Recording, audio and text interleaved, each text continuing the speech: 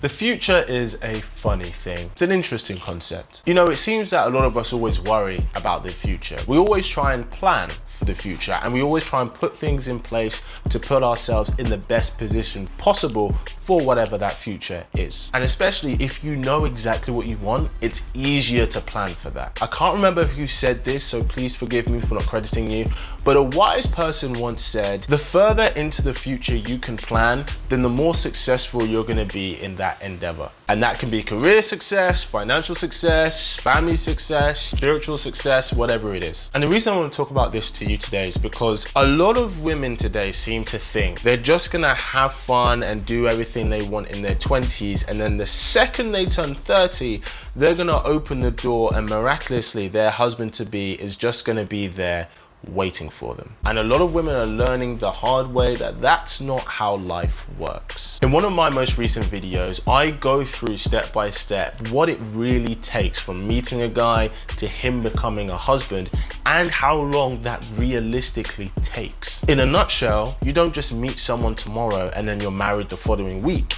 You have the engagement years, you have the years that you live together, you have the years that you're in a relationship. You may even have a year of where you're seeing whether this is the right person for you. There's all this time of investment and working together and coming together before you both eventually decide to spend the rest of your life together. Part of that is seeing how compatible you are. And for most people, from when they meet the person to tying the knot, it's anywhere between a 2 to 8 year process. So if we have that in mind, if you start, for example, only think about having a husband from the age of 30, if you think, okay, well, if you meet your future husband when you're 30, you're probably gonna be married by 35, 36, 37. Now, of course, we can take into account that, you know, the older you get, and if you meet someone who's more like-minded like you are, then this process can be more swifter than those several years. If you're both ready to choose someone and you both decide that, yes, this is the person who I want to make my teammate in life, then of course it can happen sooner than the average couple. But these are things all to consider. Now, of course, for many people, especially for women who want to have a husband, it's not uncommon that you want your husband to be the best man that you've ever come across. You want to end on a high, right? When you come off the dating market, you want to end with having the best guy you've ever had. He's the one that you want to have your marriage with. And of course, that sounds amazing on paper, but there's something that we have to consider, especially as a young woman. That the truth is, when it comes to the whole dating market and dating place and everything like that, you're gonna have the most options anywhere between the ages of 18 to 29. Probably between the ages of 18 and 27, you just have guys throwing themselves at you constantly. And that is a real reality. And of course, even more so if you're an attractive girl. And I get it, it can be hard when you have so many guys coming at you, because especially if you're looking for something long term, most of these guys are only coming at you for sexual attention. How do you know who's gonna be a good choice? And that's why someone like me started my channel in the first place, to help you deduce that. Now, for most people nowadays, their 20s is the time to have fun and explore. And it's true, that is probably the best time you could do it. But then it's important to understand that it's very likely you're compromising the quality of who your future husband is for the sake of having that time. Now, you may be thinking, okay, why would who I'm with in my 20s affect who's gonna choose me when I'm in my 30s? When you are looking to settle down and have a family. And it's not about who chooses you when you're in your 30s, but more about who you could have been married to by the time you're in your 30s. Because maybe the amazing kind of high quality, high value husband you could have had by the time you were in your 30s, you could have easily have met him and attracted him in your 20s, but maybe because you weren't ready to settle down, you still wanted to explore and have fun, which is understandable, he then went off and married somebody else who is like-minded and was ready to build that life with him. Because it happens all the time that women get into their 30s, they're looking to settle down and find someone, and they go, where have all the good men gone? And the truth is, especially if you are an attractive woman, you would have attracted the guy who was on his way to become a high earning doctor, on his way to become one of the top lawyers, on his way to become one of the most successful entertainers. The guy who maybe hadn't established himself at that point, but the opportunities had started to open up to him. Or the guy who was working on creating his business that, yeah, he was broke, but now he's become and flourished into an entrepreneur. These are some of the great guys who always get turned away by girls girls when they're younger because they're not there yet. Now here's the thing, I get it. If you're a young attractive girl, if you're say 23 years old, who are you going to give an opportunity for a date to? The guy who maybe is 29, 30, has his own place, has a nice car, has his own dog, can take you out to nice holidays, you can have all these fun experiences together, or the guy who is in your class who just graduated, has accrued a bunch of student debt, still lives at home, and the best place he can take you is Nando's. And don't get me wrong, I love you, Nando's. Of course, as a woman, if you don't know the two guys at all and you're going purely on what they bring to you on paper, the older, more established guy is going to be more attractive for having fun experiences, especially if that's what you're looking for. He seems like a much more high quality guy. But there's something about a lot of these type of guys, especially when they're older and very desirable. The truth is, especially around the age of 30, because there's no biological pressure for men to settle down as early as women, he's probably not looking to settle down soon, and he's just looking to play the field and have fun. Because if you think that same 30-year-old guy who's now established and is quite desirable to a lot of women, he used to be that 23-year-old guy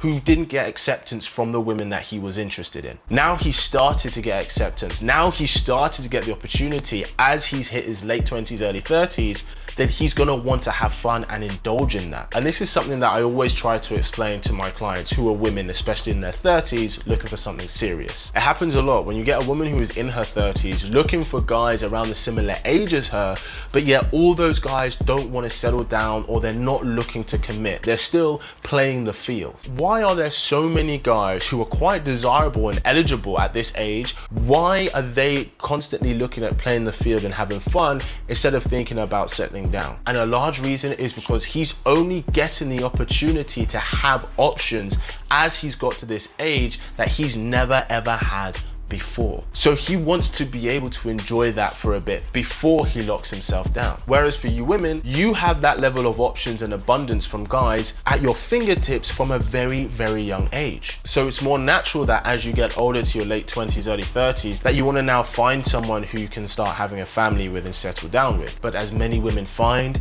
it's a lot harder to find a worthwhile candidate when you're older than when you are younger. Which is why I posed the question to you today. Would you sacrifice the best candidate for a husband for you for the sake of having the freedom and sexual exploration you have right now? If you could have the kind of husband who does bring what you want to the table, who is confident, who works on himself, who is ambitious, who is intelligent, who is funny, who is stoic, who is responsible, who you could really look at and go, wow, this is definitely the kind of man who I would want to be the father of my children. If you could have him, but let's say you meet him at the age of 23, 24, it's like, look, you either choose him now or you don't get that kind of guy.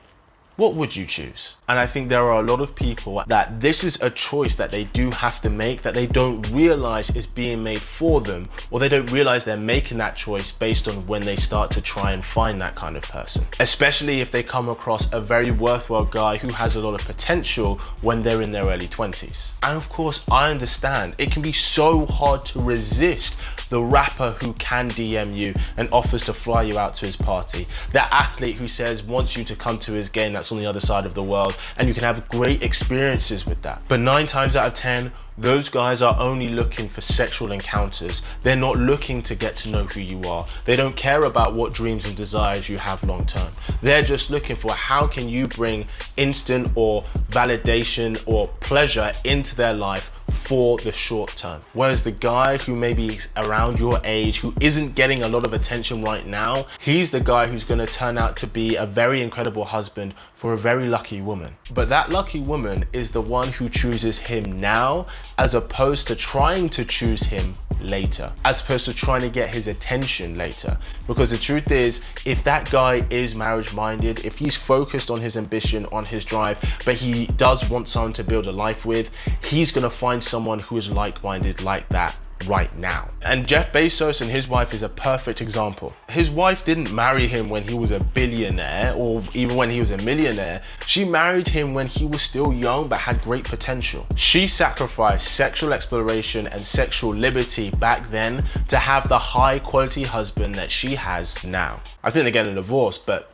you get the point. She's grown up with that and she's now benefited from that massively. And that's why I'm offering this thought-provoking question to you today. Would you sacrifice your amazing future husband for for sexual exploration today? Or would you rather have the amazing future husband that you start building with him now, even though he hasn't reached his potential yet? Now, I want you to understand, there's no one size fit all. There's no right or wrong way to go about it. There's no right or wrong option. But it's important that as a young woman, if you want a husband and if you want a family, and maybe right now you're living your best life, these are some things that is good for you to consider. Because what can happen is you only try to find and attract that same high quality guy when you're older, which is much harder, and then you choose a guy and you feel that you're settling. If marriage, family, and kids is something that you want, then it might be best to start planning that now and making decisions based on that now, as opposed to trying to do it later where you feel rushed, you feel pressured because of a biological clock,